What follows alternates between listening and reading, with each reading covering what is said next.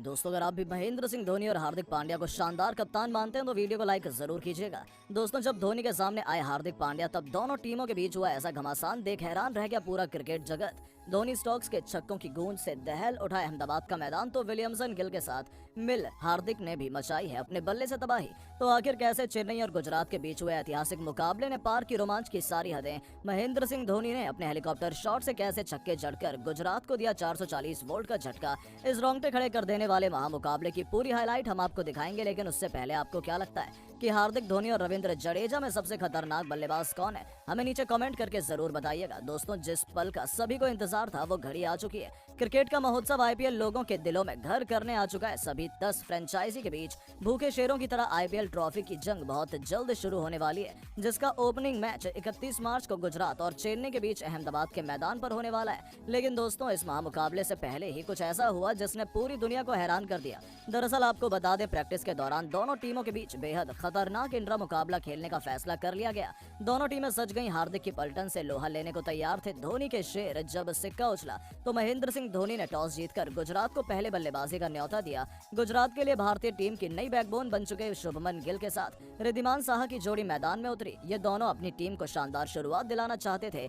लेकिन पहले ही ओवर में दीपक चहर ने भी रिद्धिमान साहा को चलता कर गुजरात को 440 वोल्ट का झटका दिया।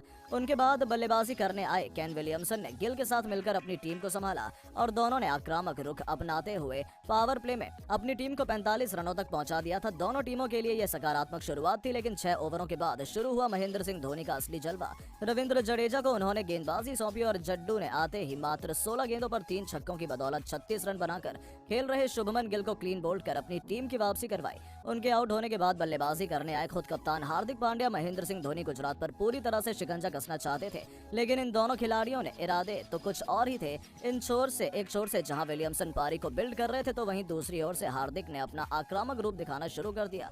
देखते ही देखते उन्होंने पहले से बल्लेबाजी कर रहे विलियमसन को भी पीछे छोड़ते हुए केवल 28 गेंदों पर 5 छक्कों की बदौलत अपना अर्धशतक पूरा कर दिया, जिसमें उन्होंने जडेजा, बेन स्टोक्स, दीपक चहर सभी गेंदबाजों की जमकर पिटाई की थी।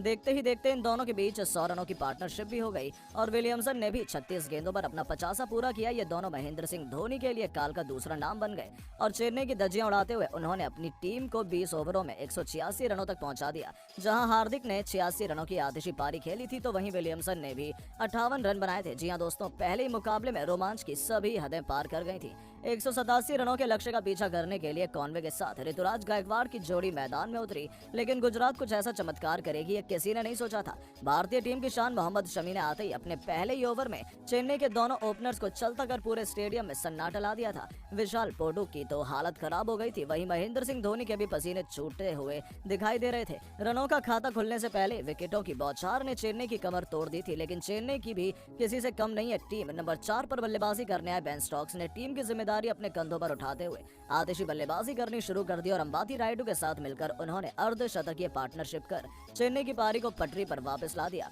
अचानक से यह मुकाबला पलटने लगा था। स्टोक्स ने पलक झपकते ही अपना अर्धशतक केवल 29 गेंदों में पूरा कर हार्दिक की हालत खराब कर दी थी। गुजरात वापसी करना चाहती थी और इस बार इसका जिम्मा उठाया खुद कप्तान हार्दिक पांड्या ने। गेंदबाजी करने आए हार्दिक ने अंबाती रायडू को अपने जाल में फंसा लिया और 49 रनों के स्कोर पर रायडू भी चलते बने, जिनके बाद बल्लेबाजी करने आए खुद महेंद्र सिंह धोनी। उन्हें देखकर पूरा स्टेडियम खुशी से झूम उठा था।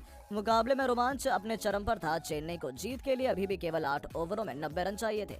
गुजरात की जीत यहां से आसान होनी चाहिए थी, लेकिन मैदान पर मौजूद थे विश्व के 2 सबसे खतरनाक बल्लेबाज, जहां से मुकाबला किसी भी तरफ जा सकता था। और दोस्तों, ऐसा ही हमें देखने को मिला। धोनी ने आते ही अपने आक्रामक अंदाज में गुजरात के सबसे भरोसेमंद गेंदबाज राशिद खान को एक ओवर में 22 रन ठोककर मुकाबले को चेन्नई की तरफ झुका दिया। हार्दिक की तो आंखें फटी की फटी रह गई थी, लेकिन पलक झपकते इन दोनों ने एक मजबूत पार्टनरशिप की। मुकाबला अंतिम ओवर में चला गया, जहां 6 गेंदों पर केवल 15 रन चाहिए थे। बेन स्टोक्स को अपना शतक पूरा करने के लिए 10 रनों की दरकार थी, लेकिन महेंद्र सिंह धोनी ने उसकी नौबत नहीं आने दी।